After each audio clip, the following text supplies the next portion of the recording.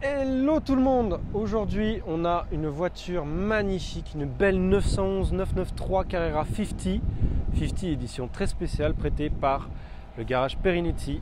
Elle est à vendre, elle est à 69 911 francs. Elle a pas énormément de kilomètres, elle a 151 000 kilomètres.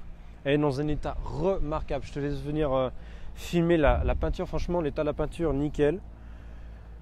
Elle a une config sublime, un magnifique bleu qui n'est pas métallisé, avec un intérieur gris. Alors vraiment les années 90 ou 90 pour nos amis francophones de France, c'était la mode à l'époque d'avoir...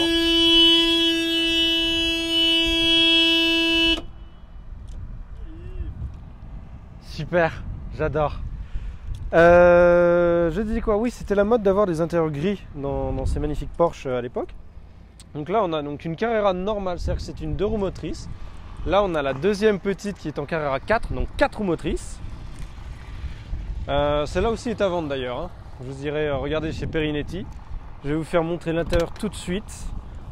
Hop, je passe de l'autre côté.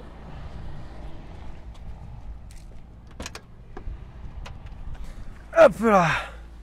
Et là, franchement, on rentre vraiment dans un cocon. On a des sièges qui sont très confortables, mais qui maintiennent bien quand même. On a encore vraiment l'intérieur des vieilles Porsche des années... ça reprend vraiment les années 70 avec les 5 compteurs qui sont vraiment alignés. On n'est pas encore sur les 996 ou 997 où on a les compteurs qui sont vraiment collés les uns sur les autres. Le volant qui ne se règle pas.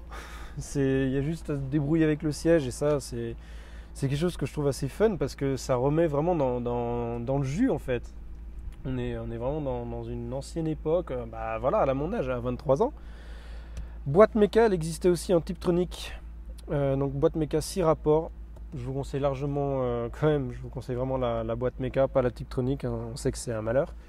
Et il faut savoir que c'est une Porsche qui est, c'est la dernière vraie représentante des 911, selon les Porschistes. Hein. Moi, tu me demandes mon avis là-dessus, la 996 c'est très bien, c'est une 911 quand même, bon, même si elle passe en refroidissement à eau. Donc là, c'est la dernière avec refroidissement à air. Et là, voilà, on a un magnifique aileron ici. On va peut-être même se faire un petit plaisir. On va regarder si j'arrive à ouvrir. Hop là. Ici.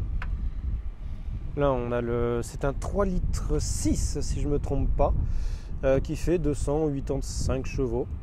C'est une phase 2. Me demandez pas la mécanique, je ne sais rien du tout. Je sais juste qu'on met de l'huile ici. Voilà. Je ne connais pas encore la mécanique des Porsche. Après, à l'avant, il faut savoir qu'on a eu un changement par rapport à l'ancienne génération. On a le coffre qui, comme sur toutes les 911 est à l'avant, mais on perd beaucoup de place. Il faut savoir que dans le cahier des charges de chez Porsche, à l'époque, on devait, normalement, dans le cahier des charges, on pouvait mettre un set de club de golf dedans. Mais là, tu doutes bien qu'on ne met pas grand-chose là-dedans. Là, on a notre photographe qui a mis tout son matériel. Voilà, hein, tu as mon avant-bras quoi. C'est pas ce qu'il y a de plus idéal, mais ça suffit largement pour partir en week-end quand même. C'est assez sympa. Il faut savoir qu'en fait la coque est partagée entre la Carrera 2 et la Carrera 4, qui du coup ont 4 motrices.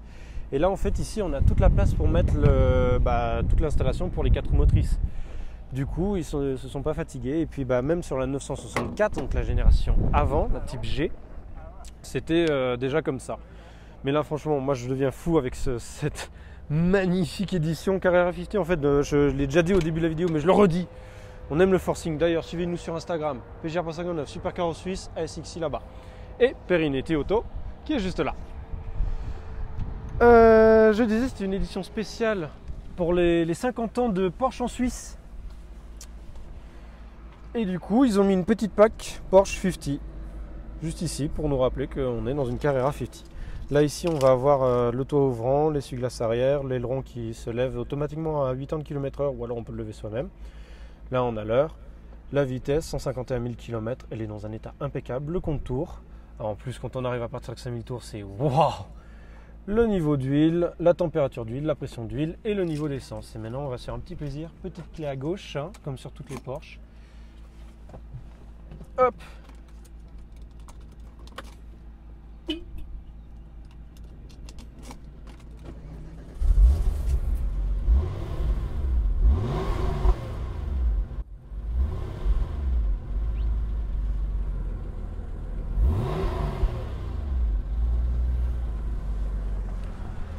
va pas commencer à mettre des grands coups de rupteur, hein. C'est une vieille mémère, faut quand même en prendre soin. Et puis bah après c'est une voiture à essayer, à découvrir, et puis c'est un univers totalement différent. C'est pas les nouvelles Porsche où tu arrives à fond dans un virage et tu prends aucun risque. Non, ça c'est vraiment les voitures à l'époque, elles étaient soudées à la route, mais tu arrives un petit peu fort dans un virage sans mettre un petit filet de gaz, tu pars. C'est-à-dire que c'était des voitures qui étaient très dangereuses, mais qui sont... comment dire, il faut être pilote en fait pour vraiment apprécier la voiture. Et moi c'est ce que j'aime avec ça, parce que c'est vraiment quelque chose de cru, de pur. Il n'y a pas d'aide, il n'y a pas de SP, de machin. Ça tu prends plaisir à 100%, et quand tu fais une erreur, bah, ça pardonne pas. Et ça t'apprend vraiment à conduire. Voilà, moi je pense qu'on a fait le tour sur cette magnifique Porsche. Je vous remercie beaucoup d'avoir vu la vidéo.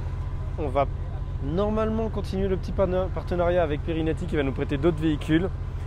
Je vous remercie beaucoup, n'hésitez pas à nous suivre sur Insta. Tu t'amuses à mettre dans le montage, hein, voilà. Et puis à la prochaine, je vous fais des gros bisous. Ciao!